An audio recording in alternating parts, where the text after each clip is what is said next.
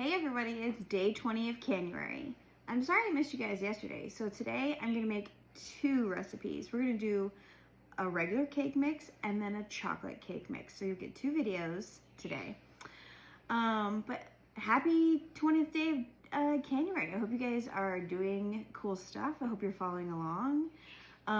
Happy Martin Luther King Day. I hope you're nice and warm wherever you are. I know a lot of us are getting cold weather. So yeah. Let's get into it. Okay, let's make our first cake mix. So we're gonna make a vanilla cake mix. Well, it's a plain cake mix that you'll turn into a vanilla cake mix. And so for this cake mix, we're gonna use 2 1/4 cups of flour. This is an unbleached all-purpose flour that I get from Costco. But you know what? You use any kind of flour that you like. I recently got a grain mill, so I'm looking forward to milling some of my own flour. But until then, this is what we're using. So 2 1/4 cups of flour. And then we're gonna use, just dust off. We'll vacuum that later. Then I'm gonna use 1 1/2 cups of sugar. And this is, it's gonna look brown, but it's organic cane sugar. So it's not refined.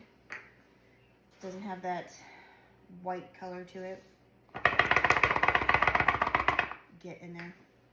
And then next we're gonna put in here 3 1/2 teaspoons of baking powder. And I'm using Bob's no aluminum baking powder. What did I say? 3 1/2 teaspoons, right? Yes. 1, 2, 3. Where's the half? There it is. These are my mother's teaspoons. I love this set. It's like multiple on there. It's one of my favorite things that I stole from her. And later I was like, it's cool that I took these from you, right? To which, of course, she said yes. She likes seeing them in my videos. But anyways, okay. There we go. So what you can do with this is, once you shake it up, you can then vacuum seal it. If you're not going to use it for a while, you can put an air absorber in there and then put it on your pantry. That way there's no risk of moisture getting in there or any air getting in there and ruining your mix. Sorry about that. Went and got my lid. So we're just giving it a good shake. Mix all those ingredients in. The sugar is like, no, I will not be part of this chaos. There we go, get in there. So like I said, we're just gonna give it a good mix, and then you put this in your pantry. If you wanna vacuum seal it, go ahead and vacuum seal it. If you know you're gonna use it pretty soon, you don't necessarily need to vacuum seal it. Vacuum sealing it just helps prevent any air and any moisture from getting in here. Because we've got flour and stuff like that, we definitely don't want moisture getting in there because that's gonna be mold. So if you were gonna vacuum seal all this, you would wanna put a little bit, you know what, let me just show you what I would do, okay? Give me 1 second. Hey, I'm back, did you miss me? Okay, so if you wanna vacuum seal this is something I haven't shown before, but it's a helpful trick. So that flour doesn't get in your vacuum sealer and it doesn't get in between your seal. You're gonna take either a muffin, what are these called? Muffin tin liners, or a piece of paper or something like that. Just something to help tamp that powdered mixture down before you seal it. And then you're gonna put your lid on. I'm reusing a Superb lid for this. And then we're just gonna vacuum seal it down. And what that's gonna do is pull out all the oxygen from this jar, making it shelf stable.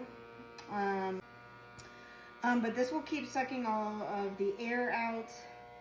And if you kind of like watch it closely, it makes little cracks in the flour. It's kind of fun to watch. But that'll suck all that air out.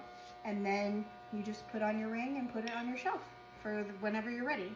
Now to make this, you're gonna add a cup of milk, a cup of fat of your choice, melted butter, coconut oil, olive oil, whatever you like, you put in there. 4 large eggs and 2 teaspoons of vanilla. I go a little extra with the vanilla. Measure the vanilla with your heart. I also like to add a vanilla pudding mix, like just the dry pudding mix to my cakes. Either vanilla for vanilla cakes or chocolate for chocolate cakes. It's just something optional I do. I like the richness of it. And also, pro tip, when I am baking a cake, I like to put a pan with water in it in my oven while I'm baking the cake. And that just helps the cake retain its moisture and not get those like dry cracks on top. It just makes it a nicer cake. All right, so our vacuum sealer sealed our lid down. It's all sealed and that's ready to go on your shelf. All right, well, I hope you give it a try. The next video is chocolate cake. All right, I'll see you later. Bye.